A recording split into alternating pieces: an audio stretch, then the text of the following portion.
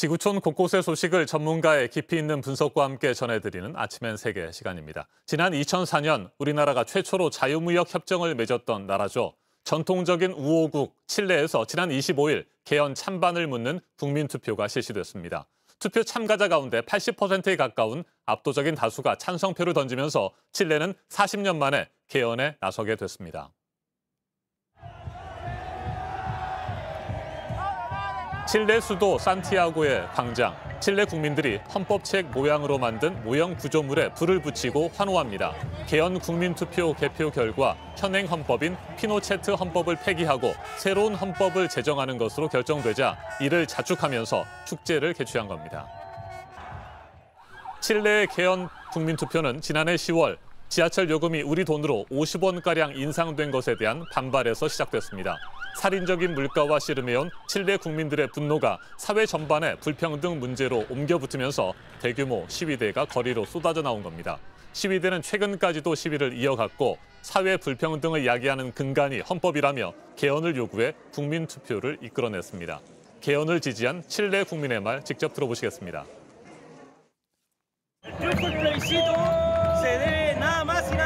Nuestra valiente juventud que fueron los que se atrevieron a saltar el torniquete, porque estas injusticias han pasado durante más de 30 años. Si no es por los valientes jóvenes que lucharon por nosotros, nadie hubiese salido a la calle. Hace mucho tiempo que yo quería que esto pasara y pasó. Y gracias a ello ahora ganamos.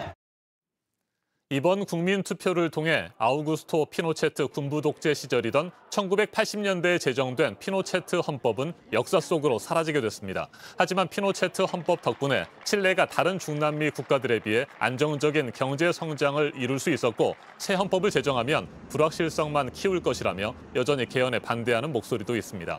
개헌 과정에서 또 다른 갈등이 생길 수 있다는 우려도 나옵니다. 칠레 현지 정치평론가의 말 들어보시죠. Algunos analistas, y con esto cierro, ven la elección del domingo como la emergencia, como el nacimiento de un nuevo clivaje al interior de la sociedad política chilena, porque va a marcar un antes y un después, ¿no es cierto?, entre las opciones de la aprobó y el rechazo. En ese sentido va a ser algo que va a configurar la política chilena probablemente durante 20 o 30 años más.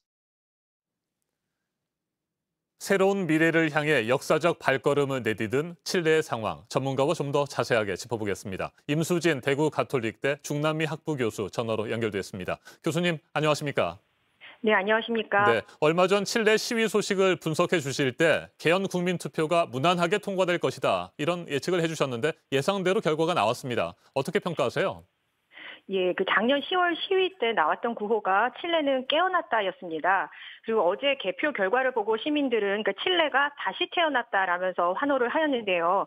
칠레 사회의 심각한 불평등을 뿌리 뽑고자 시민들이 깨어났고 그 불평등의 원인이 되는 이 피노체트 헌법 대신에 새 헌법을 국민 투표를 통해서 이제 제정할 수 있게 된 것입니다. 그래서 시민들이 국가의 미래를 결정하게 된 것입니다. 그래서 투표율도 민주화 이후에 가장 높았고요. 그래서 이번에 이 새 헌법 제정은 피노체트 시대를 끝내고 또 민주주의의 질적 심화를 통해서 새로운 칠레로 나아가는 초석이 될 것이라고 봅니다. 네, 개헌에 대한 찬반과 함께 새로운 헌법 초안을 누가 작성할지에 대한 투표도 이번에 함께 진행됐잖아요. 기존 의원들을 완전히 배제하고 시민 대표들로만 재헌의회를 구성하기로 결정이 났는데 이건 어떤 의미가 있을까요? 예, 시민 대표만으로 구성한 재헌의회가 압도적 지지를 얻은 것은 정치 엘리트들에 대한 심판이라고 볼 수 있겠습니다. 그래서 피노체트 신헌법을 만든 우파는 불평등을 심화시켰고요. 민주화 세력인 중도좌파도 칠레를 변화시키지 못했기 때문에 새 헌법 제정을 의회에 맡길 수 없다는 뜻입니다. 네. 그런데 이제 재헌의회 선거 과정을 보면요, 이제 기존 의회 선거처럼 정당의 후보 명부에 오르거나 무소속으로 출마해야 합니다. 그래서 시민 대표 100%라고는 하지만 기존 의회와 차별성이 없을 수도 있다는 뜻입니다. 네. 그래서 재헌 의원 155명을 남녀 동수로 하고 또 원주민 의석 할당을 해야 하고요. 또 지역별로 이제 풀뿌리 협의체를 조직을 해야 합니다. 그래서 재헌 의원은 풀뿌리 협의체와 토의 심의 과정을 거쳐서 헌법 초안을 작성하게 되고요. 각 조항마다 투표에 붙여서 재헌 의원 3분의 2가 찬성해야 실제 초안이 됩니다. 그래서 민주적인 절차와 또 다양한 사회적 의제를 다루게 된다는 점에서도 의미가 있겠습니다. 네. 하지만 재헌의회를 새롭게 꾸리고 이처럼 초안을 작성하게 되면 또다시 이 초안을 그대로 받아들일지 국민투표를 해야 하고요. 사회적 합의가 계속해서 필요한 상황인데 앞으로도 혼란과 진통이 이어지지 않을까요? 어떻게 보십니까?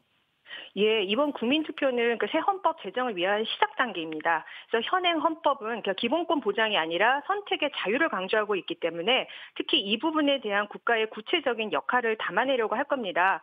그렇지만 재헌의회 선거 결과에 따라서 새 헌법이 얼마만큼 변화를 담아낼 수 있을지가 결정될 것이고요. 왜냐하면 그 변화를 막으려면 그 여당 소속의 의원도 있을 것이기 때문입니다.